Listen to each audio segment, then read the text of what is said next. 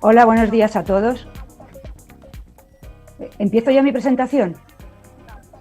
Adelante, Vale. Esther. Buenos días, sí. Vale, pues buenos días a todos. Muchas gracias por estar escuchándome a estas horas tan tempranas para ustedes. En primer lugar, querría dar las gracias a la Universidad del Atlántico y al Instituto de Astrobiología de Colombia por organizar este congreso que va a permitir que tantas personas a ambos lados del Atlántico con intereses comunes pues podamos estar compartiendo pues nuestras experiencias y nuestros intereses por la astrobiología, ¿no? Por el origen y la evolución de la vida. En especial gracias a Jorge Bueno, el director del Instituto de Astrobiología de Colombia, por haberme invitado. Estoy encantada de estar aquí, aunque más me habría gustado poder haber viajado a Colombia y haber estado allí, por supuesto, ¿no? Pero ya sabemos todos que eso no es posible por culpa de un virus, del coronavirus, y precisamente pues de virus vamos a hablar en esta charla, ¿no? Voy a intentar convencerles de que a veces los virus no son tan negativos como nos podría parecer por la situación que estamos viviendo ahora. Vamos a ver si lo consigo porque ya sé que lo tengo complicado. Voy a empezar a compartir pantalla para que se vea ya mi presentación de PowerPoint.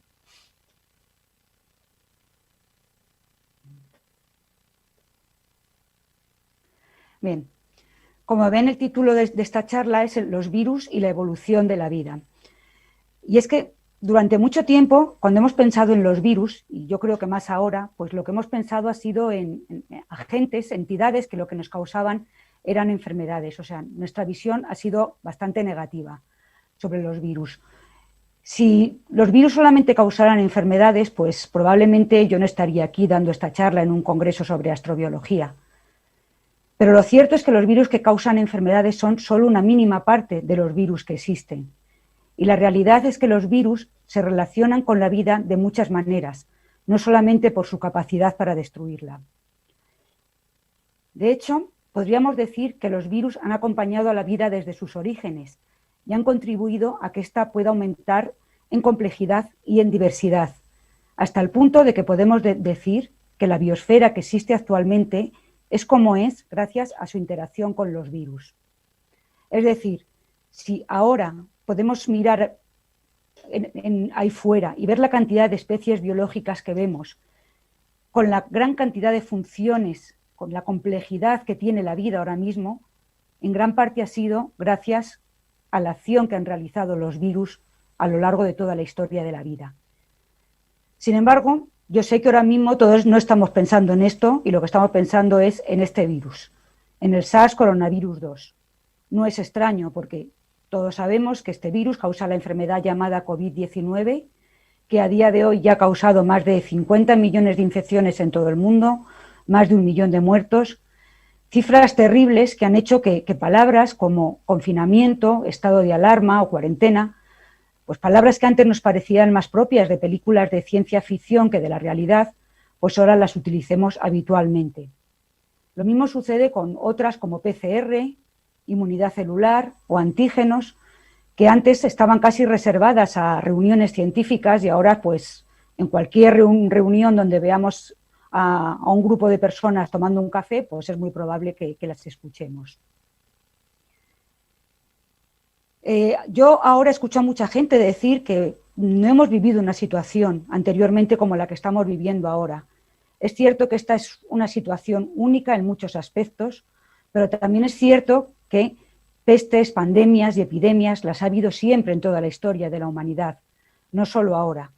Por ejemplo, en el siglo pasado, a principios del siglo XX, tuvimos una terrible pandemia también causada por un virus, la pandemia de gripe española. Esta pandemia fue causada por un virus nuevo, un virus de la gripe nuevo, muy agresivo, que al ser nuevo se pudo expandir rápidamente, puesto que no había inmunidad en la población. Este virus causó del orden de 50 millones de muertos entre los años 1918 y 1919. Y luego siguió circulando entre nosotros, pero en una forma mucho menos agresiva que la que tenía inicialmente. Para los que piensan que ahora mismo estamos viviendo un momento histórico que será recordado en los libros de texto de las futuras generaciones, me gusta comentarles que muchos de los jóvenes que actualmente tienen pues, alrededor de 20, 20 y tantos años, han oído por primera vez hablar de este virus de la gripe, del virus de la gripe española, cuando en 2008 creo que fue, que se estrenó una película que se llamaba Crepúsculo, en la cual el vampiro protagonista decía que había muerto de gripe española. Esa fue la primera noticia que muchos de estos jóvenes tuvieron de este virus. Y es que nuestra memoria es muy frágil. Este virus, como digo, continuó circulando entre nosotros durante bastantes años, causando ya menos muertos, hasta que fue sustituido por otro, en 1957, por el virus de la gripe asiática. ¿Por qué este virus sustituyó al otro? Pues porque en este tiempo, desde 1918 hasta 1957, el virus de la gripe española ya fue dejando de ser nuevo. Comenzó a haber inmunidad en la población frente a este virus. Y eso hizo que al surgir otro virus diferente, un virus frente al cual no teníamos inmunidad, pues pudiera desplazar rápidamente al virus que entonces estaba circulando. Y eso volvió a suceder en 1968 con otro virus nuevo de la gripe, el virus de la gripe de Hong Kong, y en 2009 con el virus de la gripe A. Pero no solamente hemos tenido gripes. En el siglo XX, en los años 80, comenzamos a tener noticias de otro virus que comenzó también a causar una inmunodeficiencia muy grave, que se llamó el síndrome de inmunodeficiencia humana, el SIDA. El SIDA era un virus, el virus causante del SIDA era un virus mucho más terrible que el coronavirus que tenemos ahora. En los años 80, el tener SIDA era casi una sentencia de muerte. Y sin embargo, el SIDA no llegó a causar ni la alarma social ni la disrupción económica que ha causado este coronavirus. ¿Por qué ha sido eso? Pues por una razón muy simple, porque el virus del SIDA se contagia mucho peor. Es un virus que se contagia por vía sanguínea y entonces es mucho más difícil contraer el SIDA que contraer la COVID-19. Además, tomando las medidas de protección adecuadas, es mucho más fácil prevenir los contagios de SIDA que los contagios de COVID. También en el siglo XX hemos tenido en el siglo XX y en el siglo XXI hemos tenido varios brotes de ébola, que incluso algunos de ellos han llegado a causar bastante alarma, porque hubo casos de ébola no solamente en África, sino también, por ejemplo, en España y en otros países. Y también hemos asistido a que muchos virus, como el del Zika, el del dengue, el de chikungunya, que antes estaban restringidos a las zonas tropicales, pues ahora estén causando casos en áreas mucho más amplias, gracias a la expansión de los mosquitos que transmiten estos virus a través de sus picaduras. Todo esto sucede porque vivimos en un planeta de virus. Los virus son las entidades biológicas más abundantes en la biosfera. Existen del orden de 10 elevado a la 31 virus. Eso es un número inimaginable. Y la mayoría de esos virus pertenecen a especies que todavía no conocemos. De hecho, todas las especies biológicas son susceptibles de ser infectadas por algún tipo de virus. Los animales, las plantas, las bacterias, todos, absolutamente todas las especies, son capaces de ser infectadas por virus. La mayoría de los virus que existen son bacteriófagos, son virus que infectan a las bacterias. Aquí tenemos una imagen de un conjunto de bacteriófagos infectando a una bacteria. Los bacteriófagos son estas estructuras que vemos por aquí y esta sería la bacteria.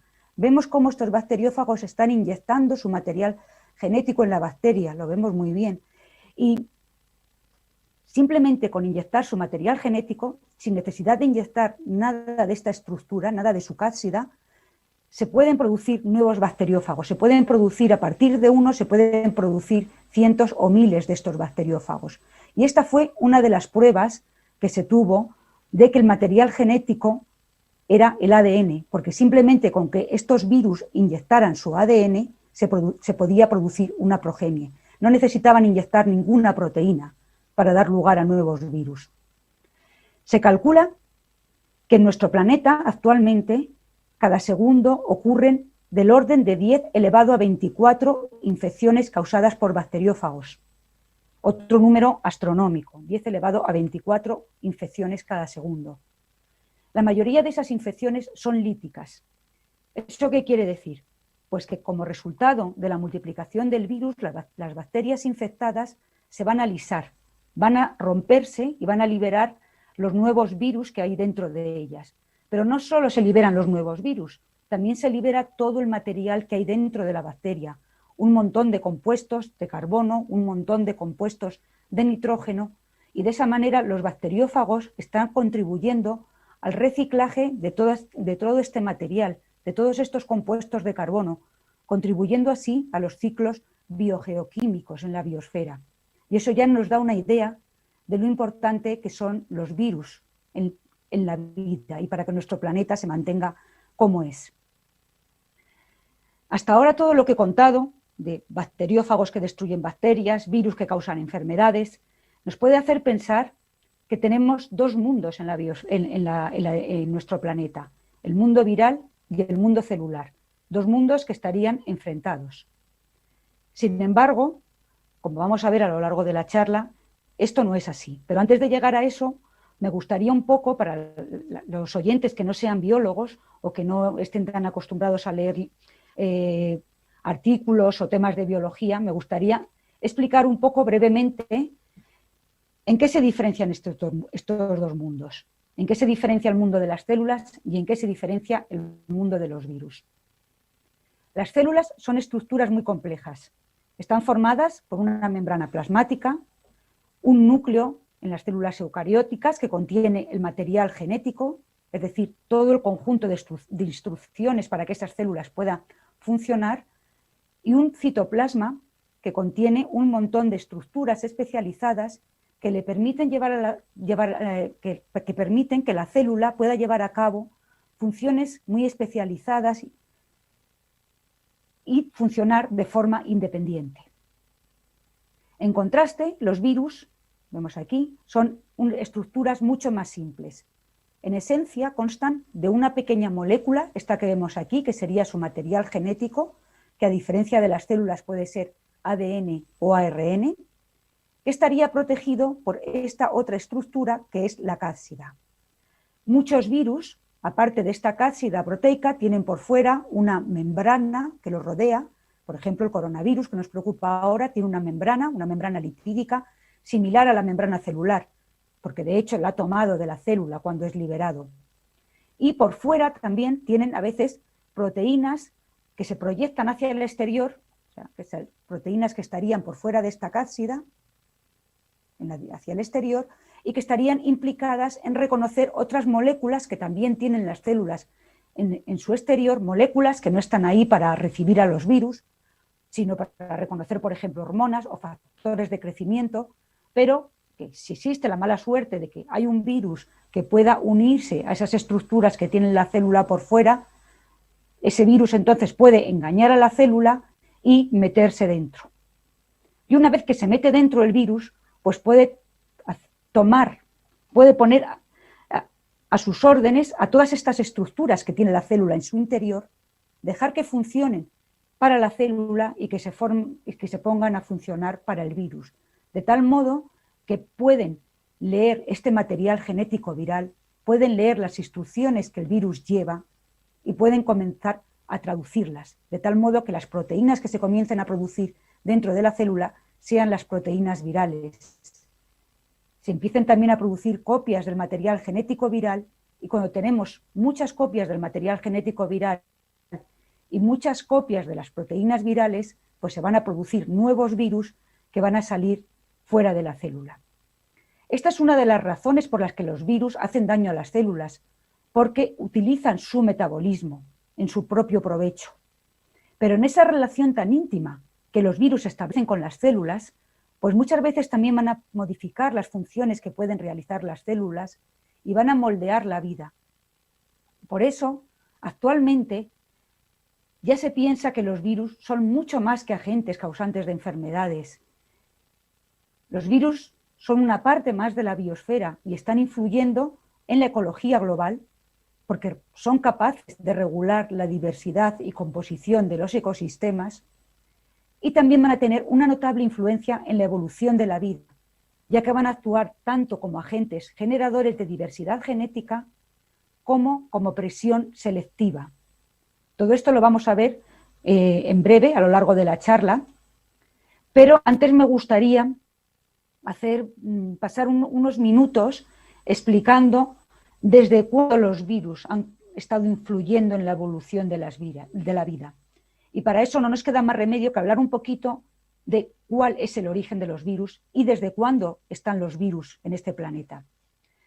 Para el origen de los virus hay varias hipótesis, a veces excluyentes, a veces se ha aceptado más una, a veces se ha aceptado más otra, pero bueno, ahora mismo yo creo que hay bastante consenso entre los científicos en qué es lo que más se acepta respecto al origen de estas entidades tan particulares.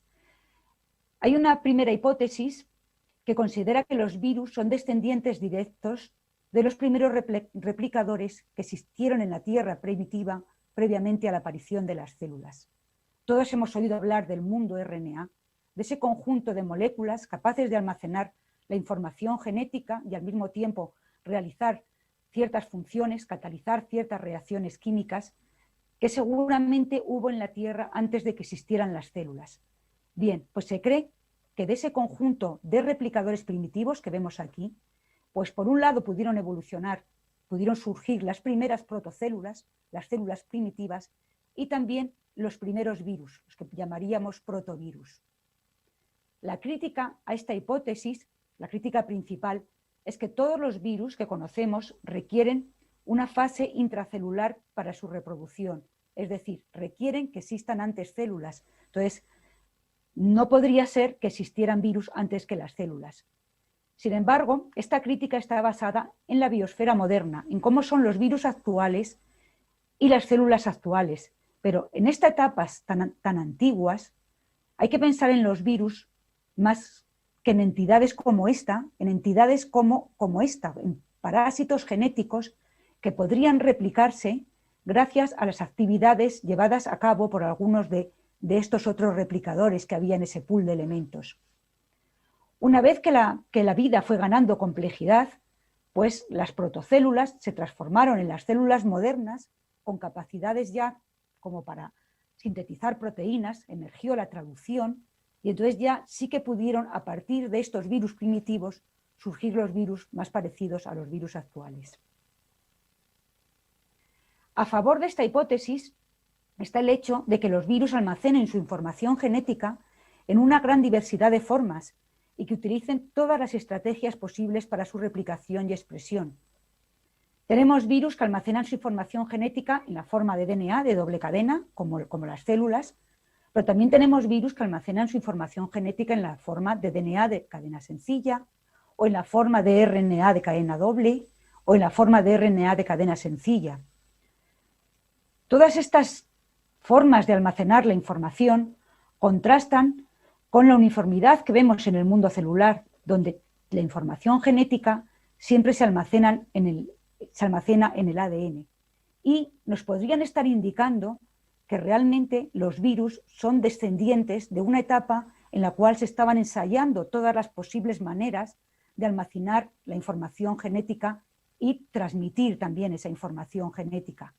De hecho, hay dos enzimas que copian la información genética que solamente existen en el mundo viral, que son la RNA replicasa, que copia los genomas de RNA de polaridad positiva, como por ejemplo el coronavirus, y la transcriptasa reversa, que es capaz de hacer copias de otros genomas también de RNA, en este caso de los retrovirus, como el virus del SIDA. Es importante destacar que esas dos enzimas que existen en el mundo viral, sin embargo, tienen homologías en algunos dominios muy concretos con otras enzimas que son encargadas de copiar el material genético en el mundo celular. Y eso nos hace pensar que todas esas enzimas capaces de copiar la información genética, todas ellas descienden de ese pool de replicadores primitivos. A favor de que los virus son muy antiguos y que descienden del pool de replicadores primitivos, también está la teoría de cuasiespecies. Esta teoría es una teoría que se formuló para explicar cómo podría ser la replicación en el mundo RNA. Lo que nos dice esta teoría es que si partimos de un conjunto de replicadores, es decir, moléculas capaces de copiarse, unas mejor, otras peor, pues es decir, se diferenciarían en su capacidad replicativa o su fitness. Bien, cuando estas moléculas se estarían copiando, se producirían errores o mutaciones. Y es esperable que en estas primeras etapas, pues esos errores fueran muy frecuentes, porque no es esperable que hubiera mecanismos muy precisos de copia de la información genética, ni mecanismos correctores de los errores como tienen las enzimas actuales. Cuando eso sucede, cuando tenemos una población que se está replicando con alta tasa de error, pues se generan poblaciones altamente heterogéneas como estas que vemos aquí. ¿Vale? Sobre estas poblaciones comenzaría a actuar la selección natural, de modo que los replicadores que se copian peor estarían menos representados y los que se copian mejor pues comenzarían a ser más abundantes. Bien, lo que nos dice la teoría de cuasiespecies es que si el ambiente permanece constante durante un tiempo suficientemente largo, se llegaría a un estado estacionario en el cual cada mutante de estos que vemos en la población ocuparía una fracción constante de la misma. Eso es lo que se llama estructura poblacional en cuasiespecies. ¿Vale? Me gustaría remarcar que las estructuras en cuasiespecies, estas estructuras como la que vemos aquí, no son distribuciones al azar de mutantes, porque de esa forma no sería posible mantener ninguna información genética. Si tenemos cada genoma puede llevar la información que sea, no habría una información en la población. Tampoco son poblaciones en las que el genoma que mejor se multiplica llegue a dominar, porque se producen tantos errores que ese genoma nunca va a poder llegar a ser el mayoritario. Bien, cuando secuenciamos una población de este tipo, lo que podemos obtener es una secuencia consenso, es decir, la secuencia correspondiente a las posiciones nucleotídicas más abundantes en todos los individuos de la población. Es una secuencia en la cual no veríamos ninguna de esas mutaciones que existen en la población, porque son minoritarias. Lo importante, de cara a lo que estamos hablando, es que cuando se empezaron a estudiar las poblaciones virales, sobre todo las poblaciones de virus de RNA, se comenzó a ver que tenían estructuras poblacionales en cuasiespecies, estructuras poblacionales similares a estas estructuras que se habían definido para estudiar la evolución en el mundo RNA. Es decir, las poblaciones virales tienen un espectro de mutantes, como este que vemos aquí, que en gran parte van a ser responsables de sus capacidades y de lo que pueden hacer las poblaciones. Por eso ahora mismo cualquier estudio de evolución que se haga con virus de RNA, también con los de virus de DNA, pero sobre todo con los de RNA, porque son los que tienen tasas de error más altas, pues pasa por conocer en profundidad cómo es esta distribución de mutantes. Además, la teoría de cuasiespecies también nos dice que cada vez que surge un sistema de replicadores, un sistema capaz de copiarse, van a surgir parásitos genéticos que van a copiarse a costa de los recursos que producen algunos de esos replicadores. Es decir, estaríamos en una situación similar a esa que hemos explicado cuando hemos hablado de esos parásitos genéticos que pudieron surgir en el mundo RNA y que fueron los precursores de los virus. Otra de las teorías para explicar el origen de los virus es la hipótesis de evolución regresiva, que nos dice que los virus derivan de células ancestrales que sufrieron un fenómeno de degeneración que les llevó a perder su autonomía. De tal modo que si estas células querían persistir, la única estrategia que podían emplear era la de convertirse en parásitos de otras células que no habían sufrido ese proceso de degeneración. Aquí vemos dos protocélulas, una de ellas, la protocélula 1, es la que va a sufrir ese proceso de degeneración, va a perder sus ribosomas, su capacidad para realizar la traducción y no le va a quedar remedio más que convertirse en un virus capaz de infectar otras células para así poder seguirse manteniendo. En contra de esta hipótesis, tenemos que en el mundo actual no hay ningún intermedio evolutivo entre los virus y las células. O encontramos virus o encontramos células, pero no encontramos entidades intermedias. Y también tenemos en contra que todos los parásitos que existen actualmente, parásitos no virales, han retenido su carácter celular, es decir, siguen teniendo su capacidad para sintetizar sus propias proteínas.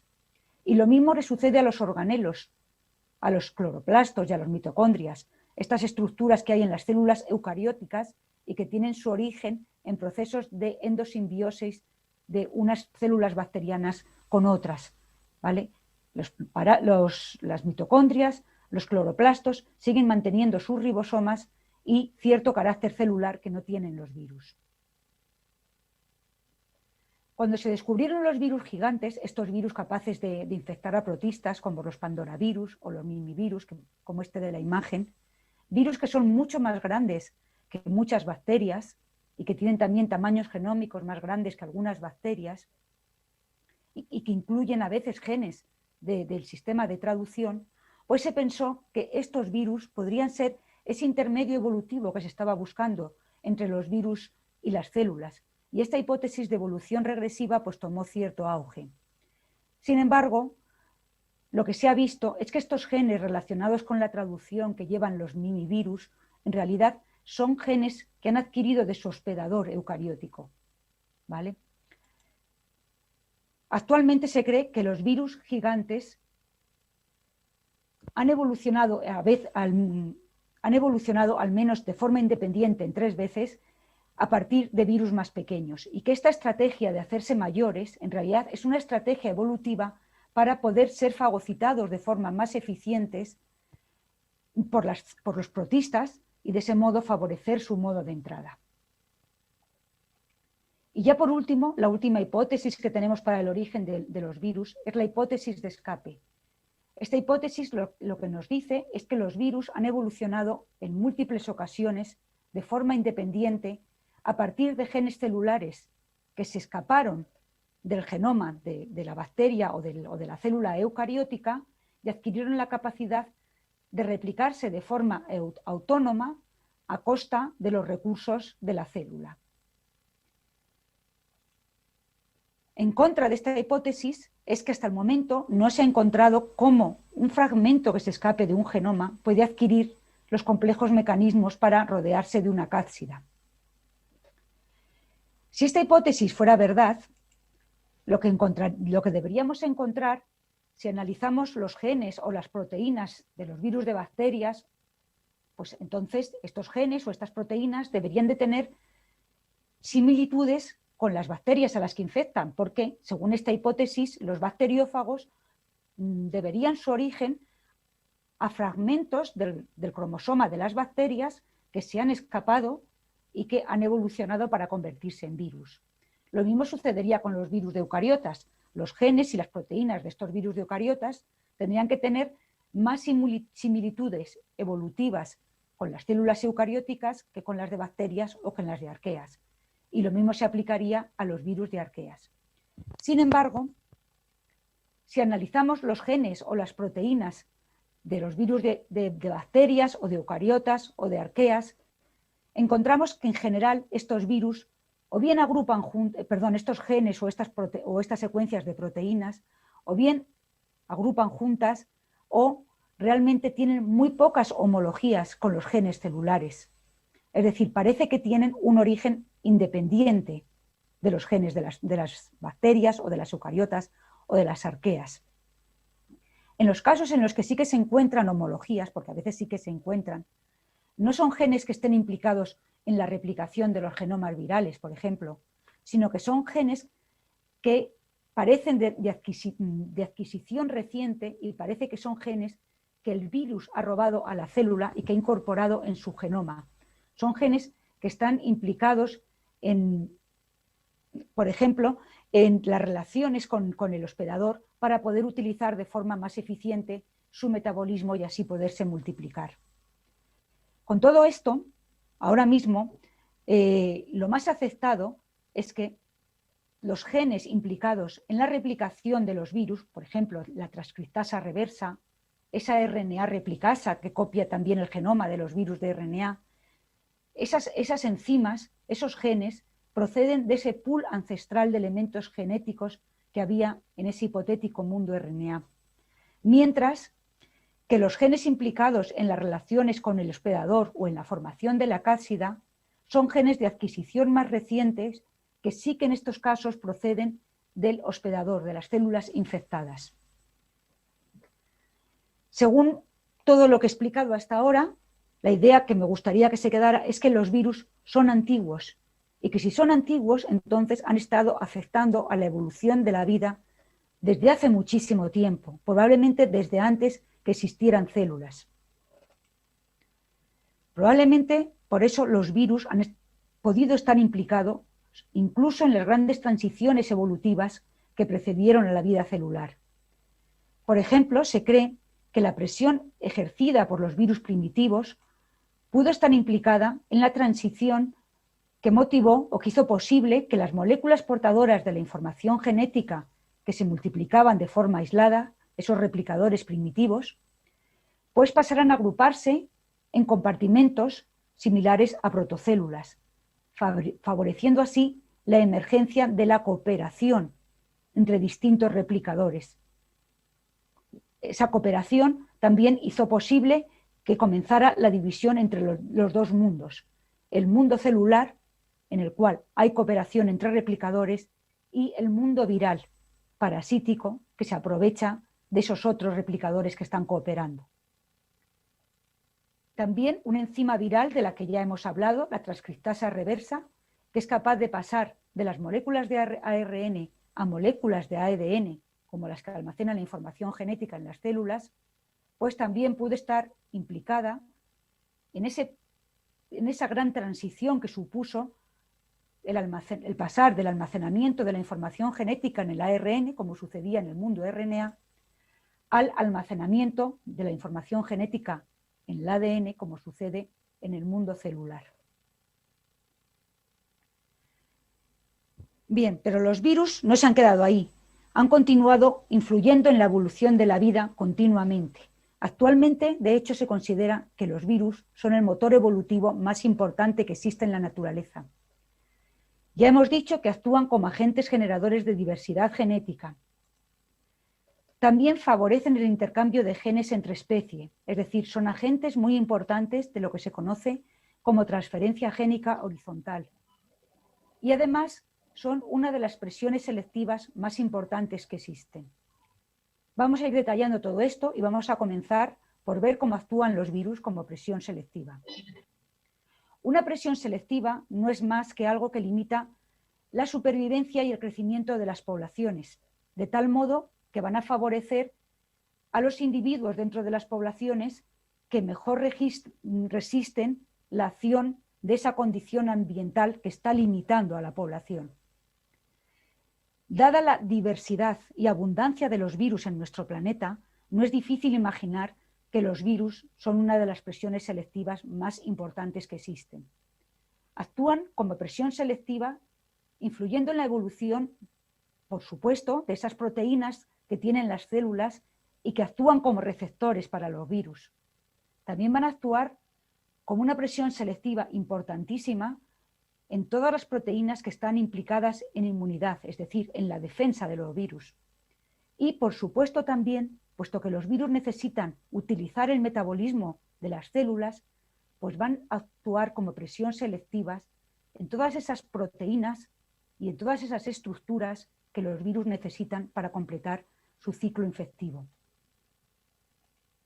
Vamos a comenzar viendo esto y lo vamos a comenzar desde el punto de vista de los virus que infectan a las bacterias, desde los bacteriófagos.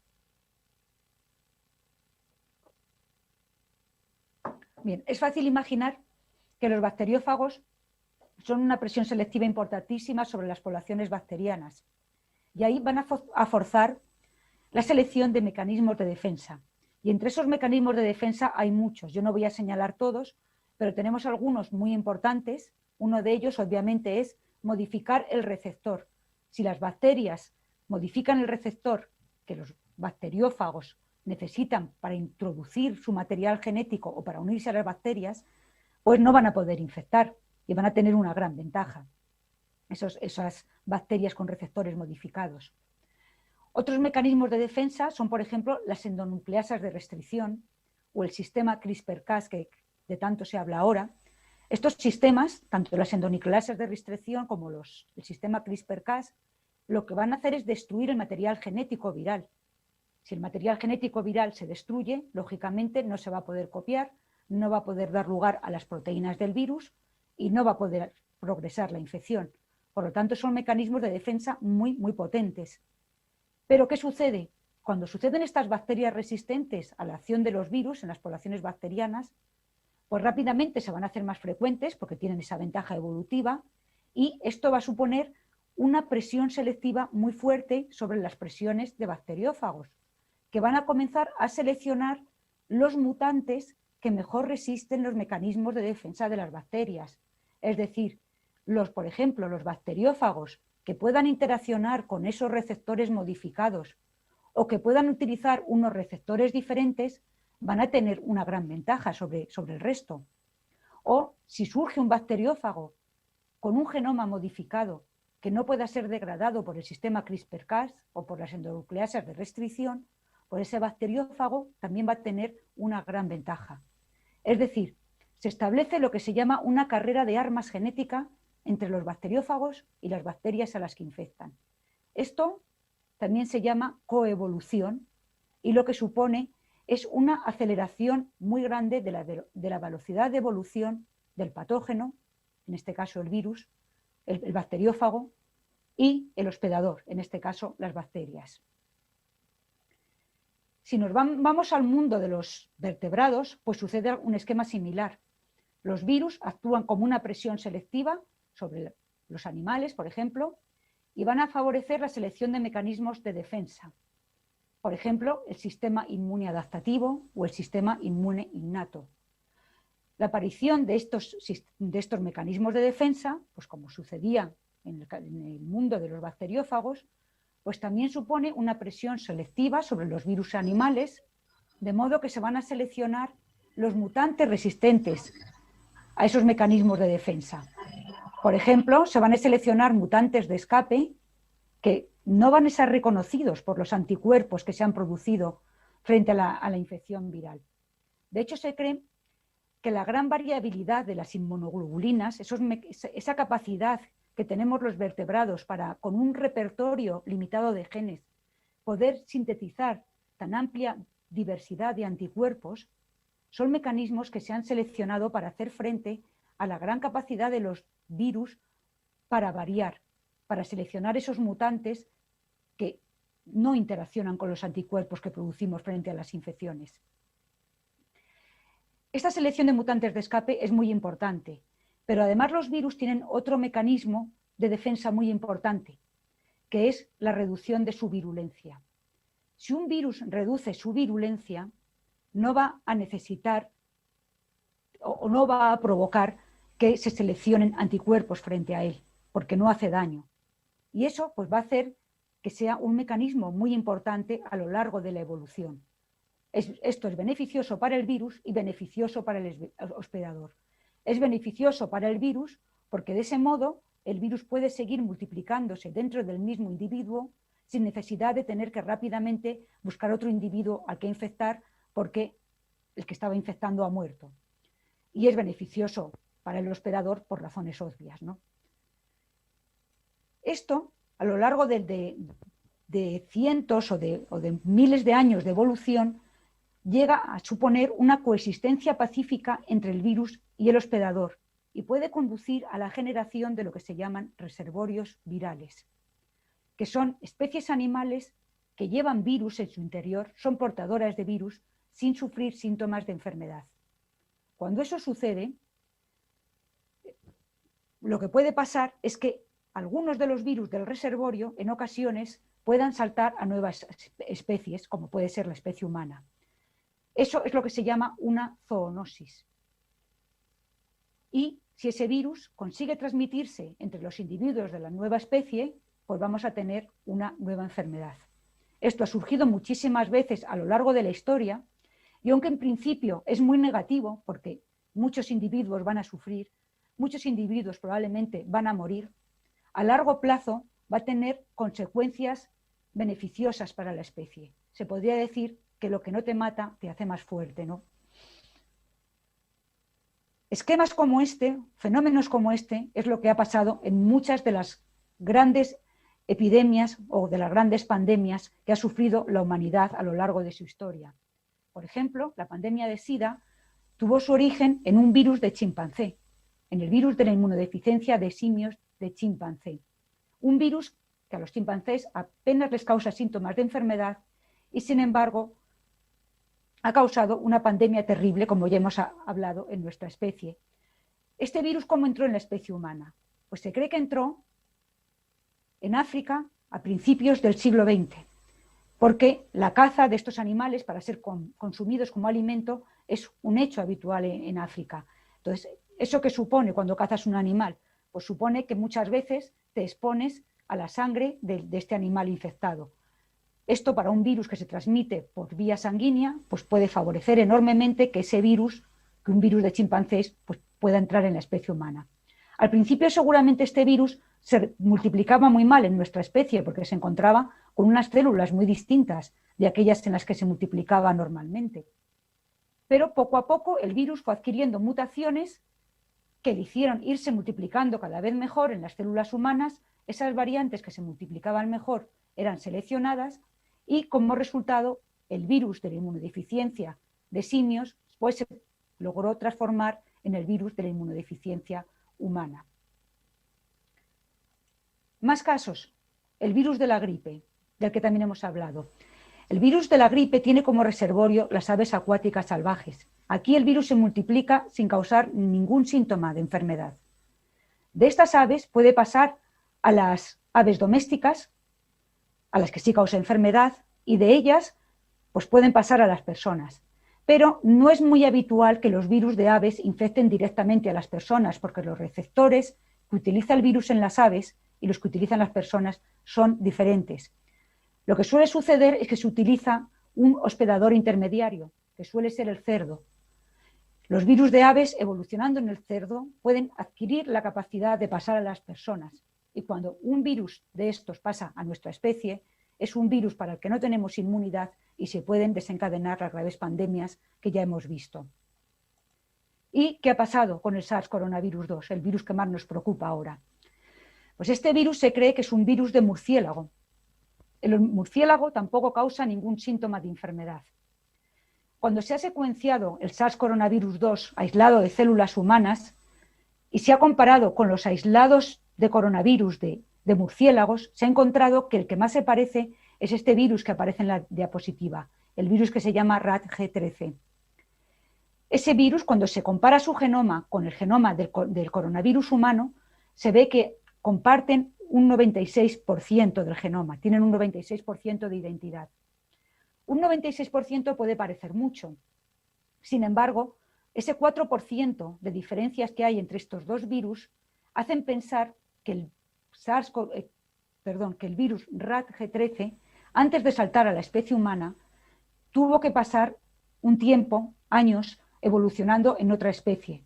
Aún no se sabe cuál es esa especie. Se ha hablado de los pangolines, que es ese animalito que vemos ahí en la diapositiva, como posible hospedador intermediario en el salto de virus desde el murciélagos a nuestra especie. ¿Por qué creemos que el pangolín podría ser el hospedador intermediario? Pues porque cuando se compara la proteína de la espica, de la proteína que interacciona con el receptor humano, se ve que la proteína del virus, del coronavirus aislado de pangolines, tiene mutaciones que la asemejan mucho al virus aislado de células humanas, mutaciones que además favorecen la interacción con el receptor. Pero como digo, todo esto todavía está sujeto a estudio. Una pregunta importante es si los virus pueden acelerar la evolución de las proteínas no implicadas en inmunidad. Ya hemos dicho antes que sí, pero es que hay estudios que lo muestran de forma clara. Cuando se han analizado las proteínas conservadas en todas las especies de mamífero, y de esas en estudios se han quedado con las que interaccionan con los virus, se ha visto que se encuentran más signos de evolución adaptativa en las proteínas que interaccionan con los virus, hasta el punto de considerar que un tercio de las mutaciones adaptativas que ocurren en proteínas no relacionadas con inmunidad se han seleccionado en respuesta a los virus. Actualmente se cree que los virus son una presión selectiva más importante que el clima o que la dieta. Vamos a pasar al segundo punto de cómo influyen los virus en la evolución de la vida, y voy a ir un poquito rápido porque me estoy yendo despacio, y es los virus como generadores de diversidad genética. Los virus son grandes creadores de genes porque los virus tienen tasas de mutación Cuando copian sus genomas producen muchas más mutaciones que cuando se copia el DNA de las células. También a veces los virus mezclan sus genomas entre ellos, eso es lo que se llama recombinación, o con los genomas de las células que infectan. Y eso hace que los virus, como he dicho, sean grandes creadores de genes. De hecho, el número de genes virales que existen en la biosfera superan mucho al número de genes celulares. Estos genes no se quedan en el mundo viral, sino que a veces pueden pasar al mundo celular, gracias a que muchos virus tienen la capacidad de integrar sus genomas en el genoma del hospedador. El genoma viral, así integrado, pues se duplica al mismo tiempo que el genoma del hospedador y se transmite de ese modo a la descendencia. Es decir, no se producirían virus, pero se va transmitiendo el genoma viral. ¿Qué sucede cuando tenemos un genoma viral así integrado? Pues que los genes virales pueden ser usados por las células. También el genoma viral lleva elementos reguladores de la expresión génica, elementos que pueden ser utilizados por las células para regular la expresión de sus genes. A veces también estos genomas virales se sueltan y cuando se sueltan, pues se llevan, no se sueltan de forma perfecta, es decir, no se suelta solo esto, sino que también se llevan genes de los lados, genes adyacentes a donde se ha integrado el genoma. Y esos genes pueden pasarlos a otras bacterias, a otras células. Y cuando eso sucede, pues se produce esto que hemos llamado antes transmisión genética horizontal, transmisión genética entre especies. Y también a veces estos genomas virales pierden la capacidad para extinguirse del genoma del hospedador, de modo que comienzan a acumular mutaciones y pueden aparecer nuevas funciones, de modo que hay innovaciones evolutivas en el mundo celular gracias, como digo, a la acción de los virus. Esto, en el mundo bacteriano, es lo que se denomina conversión lisogénica. Un virus como este, un bacteriófago, inyecta su genoma, el genoma se integra dentro del cromosoma bacteriano y se va a mantener si ofrece una ventaja a las bacterias, a las que infecta. ¿Pero qué sucede? Pues que muchos genomas de bacteriófagos llevan genes, por ejemplo, de resistencia a antibióticos, de modo que muchas bacterias, cuando llevan profagos insertados en sus genomas, son capaces de resistir la acción de los antibióticos, algo que les da una gran ventaja. O también son capaces de producir toxinas. Por ejemplo, la bacteria Vibrio cholerae, que produce el cólera, una enfermedad muy grave, no es patógena por sí misma, solo es patógena cuando lleva profagos insertados, es decir, cuando lleva genomas de bacteriófagos insertados con genes que producen la toxina colérica. Cuando está el profago insertado, esa bacteria que no era patógena se convierte en patógena. Lo mismo sucede con Escherichia coli, capaz de producir toxinas, como la toxina SIGA también, que están codificadas en el genoma de profagos. También los virus, los bacteriófagos, tienen mecanismos de transferencia génica horizontal muy eficientes, como este que vemos en la diapositiva, que es la transducción generalizada. Cuando este virus, este bacteriófago, inyecta su material genético dentro de la bacteria, comienza a producir copias de su material genético, pero también a veces tiene mecanismos para romper el ADN bacteriano. Cuando eso sucede y se forman las nuevas cápsidas virales, pues el bacteriófago no distingue muchas veces lo que es su propio genoma de lo que es el material genético bacteriano. Y lo que va a hacer es, pues, encapsidar, meter dentro de su cápsida fragmentos de ADN bacteriano. Cuando ese bacteriófago, que no lleva genes virales, sino que lleva genes celulares, infecta una nueva bacteria, lo que puede suceder es que ese ADN, que era de otra bacteria, pues se integre en el cromosoma de la nueva bacteria. Y de ese modo tenemos un mecanismo muy eficiente por el que las innovaciones evolutivas que surgen en una especie concreta, pues pueden ser compartidas por toda la comunidad. La pregunta ahora, yo creo que todos nos estamos haciendo, es si esto que hemos visto que sucede en las bacterias también puede surgir en especies superiores, por ejemplo, en los vertebrados y más en concreto en la especie humana. Pues la respuesta es que sí. Ese proceso puede suceder en vertebrados y en ese caso se llama endogenización vírica. para que un genoma viral se pueda integrar en el genoma de un organismo como el humano, se tiene que integrar dentro de las células germinales, porque son las únicas que van a ser capaces de transmitir ese genoma a la progenie. Cuando eso sucede, cuando el genoma viral se integra dentro de las células germinales y no hace demasiado daño, pues ese genoma se puede transmitir a la descendencia y puede llegar a fijarse en la población. Esto ha sucedido muchas veces, sobre todo en el caso de un virus de los que ya hemos hablado, que son los retrovirus. Y ha sucedido tantas veces que sabemos que del orden del 8% del genoma humano es de origen viral. Esa proporción es más alta que la de ADN codificante. Un retrovirus puede hacer eso porque dentro de su propio genoma codifica para toda la maquinaria necesaria para integrarse dentro del genoma de su hospedador. Por ejemplo, un retrovirus que tiene genoma de RNA codifica para esa enzima que hemos llamado transcriptasa reversa, que pasa el genoma de ARN a ADN, y una vez que el genoma está en la forma de ADN, pues se puede insertar dentro del genoma de la célula infectada. Cuando eso sucede, tenemos lo que se llama un provirus. Inicialmente, cuando uno de estos provirus se inserta, tenemos un proceso de amplificación, es decir, el provirus va a dar lugar a nuevas copias de ARN viral que nuevamente son pasadas a ADN por la transcriptasa reversa y vuelven a insertarse en el genoma. De modo que a partir de una inserción podemos tener pues, cientos de nuevas inserciones en el genoma. Pero durante el proceso también se van acumulando mutaciones en estos genomas virales, como son parecidos porque proceden de este mismo provirus, pues van recombinando entre ellos, van mezclándose y también sufren modificaciones epigenéticas que los van inactivando, resultando que al final, al cabo del tiempo, los provirus se inactivan. Ya no se pueden producir nuevos virus a partir de la expresión de los genes de estos provirus. Y además tampoco ya se pueden generar nuevas copias que se inserten de nuevo en el genoma. Pero el resultado es que tenemos genomas humanos con un montón de secuencias de ADN viral en ellos. Eso va a tener grandes efectos porque nuestras células van a utilizar los elementos reguladores virales, por ejemplo, como fuentes de promotores alternativos.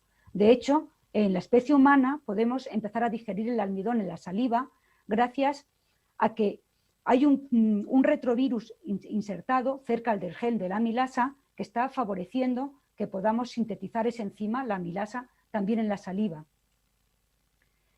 Esas recombinaciones que se producían entre los genomas de distintos provirus insertados en el genoma, también van a producir grandes reorganizaciones en el genoma del hospedador. Se van a producir deleciones, se van a producir translocaciones, se van a mezclar genes, de tal modo que va a haber grandes reorganizaciones en la expresión génica que se cree que han sido responsables de los grandes aumentos de complejidad y de la emergencia de grandes innovaciones evolutivas. Voy a saltar esto y me voy a ir ya al último punto que tenemos documentado de los que pueden hacer esos provirus, esas secuencias virales insertadas en nuestros genomas, lo que se llama domesticación de genes. A veces las células consiguen utilizar esas secuencias virales para producir genes propiamente humanos, en el caso de nuestra especie. Y eso ha sucedido varias veces. Por ejemplo, en la formación de la placenta. Se cree que la placenta ha podido surgir gracias a la expresión en los genes de dos provirus que llevamos insertados en nuestros genomas. Cuando los genes de la envuelta de esos provirus se expresan en un entorno celular, ¿qué va a pasar? Pues que las actividades que tenía este gen en el virus, ese gen de la envuelta, que son favorecer la fusión de la envuelta del virus con la envuelta celular, van a favorecer la fusión no de virus con células, sino de células entre sí. En concreto, de un tipo celular que se llama citotrofoblastos. Cuando se fusionan esas células, van a dar lugar a un tejido multinucleado que forma las capas que componen la placenta. Es decir, algo tan propiamente humano como el poder tener este desarrollo intrauterino ha sido posible gracias a la interacción que tenemos con los virus. Por tanto, ya para acabar, me gustaría que reflexionáramos un poco sobre qué es lo que nos hace humanos. Si el 8% de nuestro genoma es de origen viral, si tenemos en nuestro cuerpo la misma cantidad aproximadamente de células bacterianas como de células humanas, si además esas células bacterianas llevan asociados sus virus característicos, en gran parte bacteriófagos, que están influyendo en la composición de nuestro microbiota, no podemos sino llegar a la conclusión que somos grandes metaorganismos que estamos regulados en gran parte por la acción de los virus. Y nada más. Me temo que me he pasado bastante del tiempo y que casi me he quedado sin tiempo para preguntas, pero bueno, lo siento. Muchas gracias por su atención. En absoluto, Esther, creo que ha sido más que pertinente en este tiempo, pues, que estamos viviendo en la pandemia y creo que así lo recibe el público y más con la experticia y conocimiento que has expuesto el tema. Y a su vez esto ha suscitado, como era de esperarse, una gran cantidad de preguntas y pues haré una selección de las mismas para pues no dejar al público sin la atención. Igual, de antemano pido disculpas a quienes no podamos atender sus preguntas. Pueden buscar a la doctora Esther Lázaro en Twitter, en sus redes sociales. Ella es una persona muy activa y estará atenta de Universitario en sí. compartir sus papers y la información que sea complementaria a esta conferencia. Hay una pregunta, Katy Morelia. ¿Qué cambios genéticos en los virus pueden propiciar aumentos de eficacia biológica y qué cambios propician su pérdida? Son muchísimos cambios. Realmente a priori no se sabe. Cada virus es un mundo, cada virus se replica en un ambiente.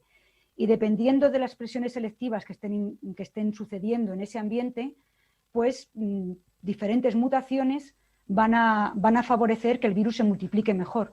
Pero puede suceder que cambie el ambiente y esas mismas mutaciones que en unas condiciones eran buenas pasen a ser negativas en otro. Eso es lo que se llama un cost en fitness. Yo trabajo con bacteriófagos y hago estudios de evolución experimental. Es decir, expongo los virus con los que trabajo a condiciones ambientales que puedo controlar y entonces a lo largo del tiempo puedo ir viendo qué mutaciones se seleccionan en respuesta a la condición que yo estoy cambiando en mi experimento, ¿no? Y a priori yo nunca puedo saber qué mutaciones se van a seleccionar, a veces ni siquiera en qué genes se van a producir. Nos llevamos muchas sorpresas cuando vemos las estrategias que emplean los virus para realmente conseguir multiplicándose mejor en circunstancias que le suponen una limitación en su capacidad para multiplicarse. Y lo que he dicho, muchas veces lo que sucede es que lo que te favorece en unas circunstancias, cuando las circunstancias cambian, ya deja de favorecerte. Por ejemplo, muchos virus que, en el caso del virus del SIDA, muchos mutantes que le dan al virus la capacidad de resistir la acción de las drogas antivirales, cuando retiras la droga antiviral, esos virus se replican peor. Es decir, hay un coste de la mutación y el efecto beneficioso de la mutación solo se ve en presencia de la presión selectiva. Gracias, Esther. Envía la siguiente pregunta Diego Sánchez. Soy estudiante de biología en formación, me encanta la astrobiología y he leído algunos artículos referentes a astrovirología. En algunos de ellos se plantea la posibilidad de que los virus provengan del espacio tal como lo establece la panspermia. ¿Cuál es su opinión, doctora Esther, al respecto? Esto es complicado, ¿no? Porque lo de que los virus puedan aguantar las condiciones del espacio, pues está por ver hasta qué punto pueden aguantar las condiciones de radiación cósmica, de radiación que hay en el espacio exterior, ¿no? ¿Cuánto tiempo? Desde luego los virus son de las entidades biológicas que más aguantan, eso es verdad. Entonces, en ese sentido sí que podríamos esperar encontrar entidades similares a los virus protegidas por esas cápsidas tan compactas que realmente consiguen proteger ese mensaje genético que los virus llevan en su interior. En ese sentido, pues podría ser que sí, que los virus podrían llegar del espacio exterior. Yo, de todas formas, soy un poco escéptica con el tema de la panspermia en lo que respecta ya a entidades tan complejas como los virus. Pero esa es mi opinión particular. De hecho, ahora vamos a comenzar unos experimentos también en mi grupo, en el Centro de Astrobiología, para ver en cámaras de simulación de condiciones marcianas, de simulación de radiación muy intensa, cuánto aguantan los virus esas condiciones, para poder responder un poco a esas preguntas de si podrían ser vehículos para estos viajes entre las estrellas de los que me está hablando esta persona que hace la pregunta, ¿no? Perfecto, gracias, Esther. Y última pregunta antes de dar paso a Roberto Arezaga, que ya nos está escuchando. Eh, ¿Es posible que el actual coronavirus llegue a tener una presión selectiva en los seres humanos a futuro? Una presión selectiva en el sentido de que los seres humanos actuemos sobre el coronavirus. Yo creo que eso es evidente, sí. Cualquier virus que entra en una nueva especie se encuentra con un ambiente nuevo, porque, por ejemplo, en el caso del coronavirus, vamos a aceptar que el coronavirus salta desde el pangolín, ¿no? Pasa del murciélago al pangolín y del pangolín a la especie humana. Ese virus que está adaptado a multiplicarse en el pangolín tiene que adaptarse ahora a replicarse en las células humanas, que van a ser muy diferentes a las del pangolín, es decir, de utilizar todo el metabolismo de un tipo celular tiene que pasar a utilizar todo el metabolismo de otro. Eso por un lado. Por otro lado, cada vez hay más personas infectadas en la población. Eso hace que estas personas estén generando anticuerpos frente al virus. Entonces, ¿van a surgir variantes del virus que no sean neutralizadas por ese anticuerpo? Pues eso puede suceder. Eso es una presión selectiva muy fuerte sobre el virus. Eso es lo que sucede con el virus de la gripe. Cuando llevan los anticuerpos que segregamos frente al virus o que producimos frente al virus, nos duran un tiempo, pero al cabo del tiempo surgen variantes del virus que ya no son neutralizadas por ese anticuerpos y podemos volver a coger la gripe. ¿Pasará esto con este coronavirus? Pues todavía no lo sabemos, ojalá que no.